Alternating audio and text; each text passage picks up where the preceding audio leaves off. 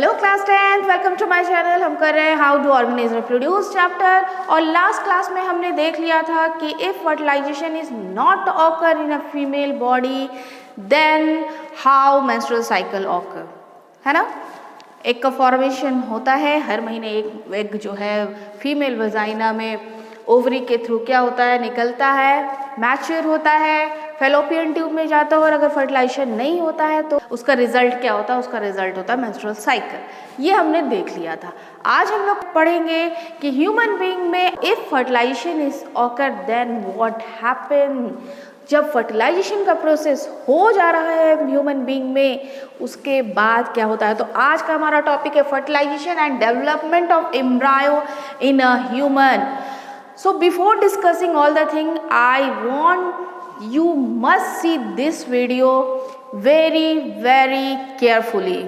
So please watch. Fertilisation के process में सबसे पहले फीमेल वेजाइना में स्पर्म एंटर करता है, और क्योंकि ये हाईली मोटाइल एंड एक्टिव है, ये ट्रैवल स्टार्ट करता है from vagina to the fallopian tube.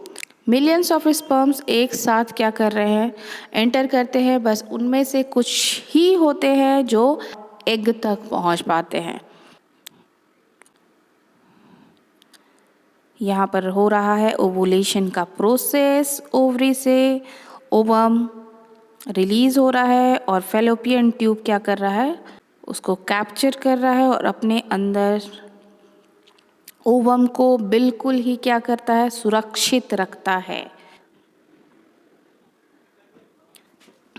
जो फेलोपियन ट्यूब के वाल होते हैं वो काफ़ी सॉफ्ट होते हैं और हेयर लाइक स्ट्रक्चर ये क्या करता है, ये ओवम को बिल्कुल ही सुरक्षित रखता है ताकि ओवम को कोई भी नुकसान ना हो। स्पर्म ट्रैवल करते हुए from vagina to the fallopian tube पहुंचते हैं और तब होता है फर्टिलाइजेशन का प्रोसेस। इसमें अब सिर्फ एक ही स्पर्म एंटर करेगा और एंटर करने के बाद जैसे ही एक स्पर्म इसमें एंटर करता है, बाहरी लेयर जो होता है ओवम का वो बिल्कुल हार्ड हो जाता है, जिसको हम लोग जोना पेल्यूसिडा के नाम से जानते हैं। और उसके बाद दूसरे स्पर्म की एंट्री क्या होती है, प्रोहिबिटेड हो जाती है। दूसरा स्पर्म फिर एंटर नहीं कर पाता। तो स्पर्म अपने न्यूक्लियस को छोड़ता है, ये मेटिंग हो रही है। अब हो रहा है ये जाइगोट का फॉर्मेशन, हो गया फर्टिलाइजेशन का प्रोसेस। जैसे ही जाइगोट फॉर्मेशन हुआ, अब डिवीज़न ऑफ सेल स्टार्ट हो जाएगा और सेल डिवाइड करते करते फेलोपियन ट्यूब से ट्रैवल करते करते पहुंच जाएगा कहाँ, यूट्रस के वाल तक। देखिए यह है यूट्रस का वाल, जहाँ पर क्या हो रहा है,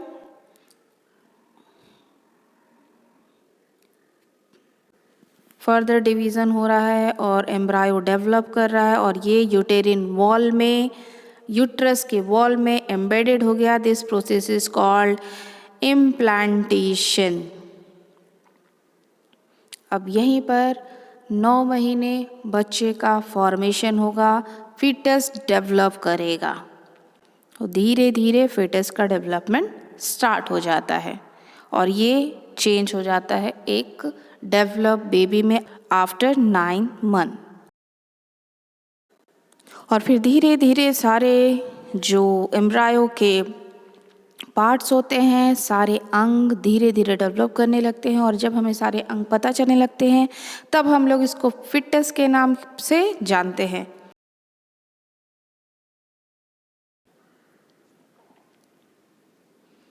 And after 9 months, baby is ready to come out from the mother's womb. Alright, तो आपने देख लिया कि कैसे होता है ह्यूमन बीइंग में फर्टिलाइजेशन। अब उसको हम लोग क्या करेंगे, एक वन बाय वन करके डिस्कस करेंगे। So what is the first point, sperm introduce into the female vagina of the human through the penis through mating.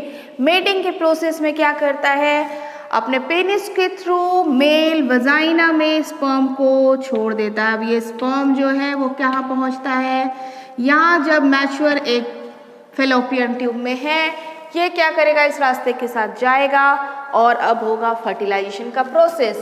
Sperm are highly active and motile, move up through cervix up to the uterus and then oviduct. ये highly motile होता है। Sperm का जो structure होता है वो हमने देखा था कि उसका जो टेल होता है वो क्या कर रहा है, मूवमेंट में हेल्प करता है। तो ये मूव करके कहाँ पहुँच जाता है, ओविडक्ट में पहुँच जाता है और फाइनली पहुँच जाता है ओवम तक। One sperm fuses with the ovum in the oviduct to form zygote and this process is called fertilization।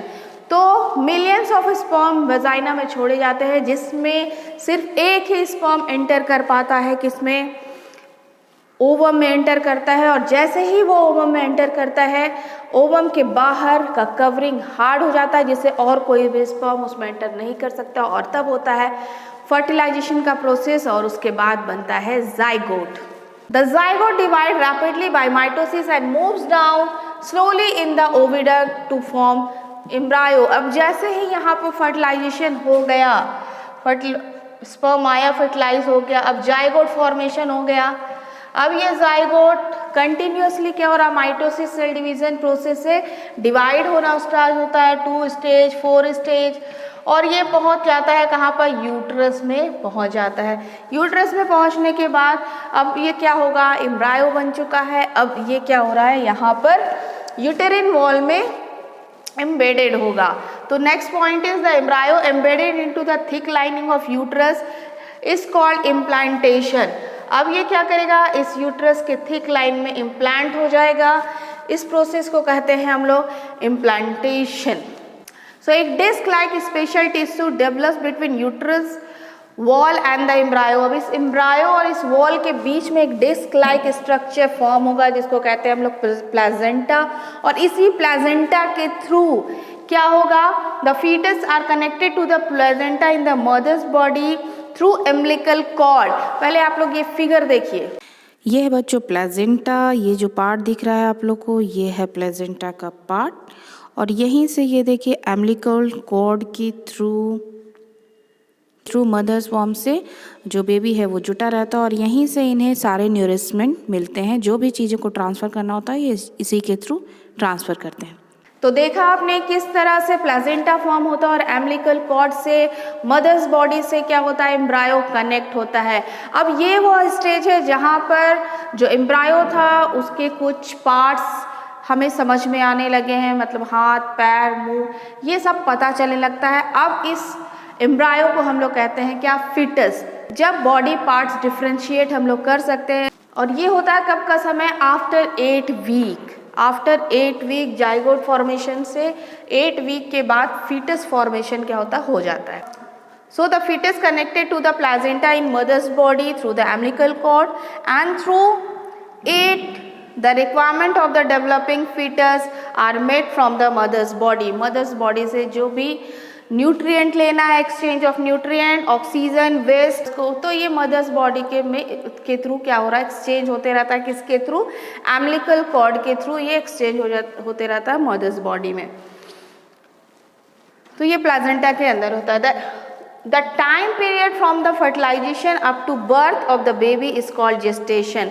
Fertilisation के बाद बेबी का फॉर्मेशन वॉर्म में होना और जब तक बेबी का बर्थ नहीं हो जाता उस बीच का जो पीरियड होता है उसको हम लोग कहते हैं क्या, जेस्टेशन पीरियड। और ये होता है कब तक का, 9 मंथ का, है ना, 9 month, up to 9th month. So the rhythmic contraction of the uterus muscle gradually pushes the body out of the mother's body through vagina and after 9th month क्या होता है, जब बेबी फुल डेवलप हो जाता है तो ये विटेरिन wall का कॉन्ट्रैक्शन होता है और बेबी क्या होता है, वजाइना के थ्रू बाहर आ जाता है, बेबी का बर्थ हो जाता है।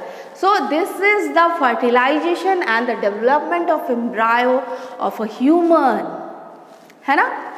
इस तरह से एक ह्यूमन बीइंग का डेवलपमेंट होता है एम्ब्रायो के अंदर। So one more thing we have to discuss, what is the difference between zygote, embryo and foetus.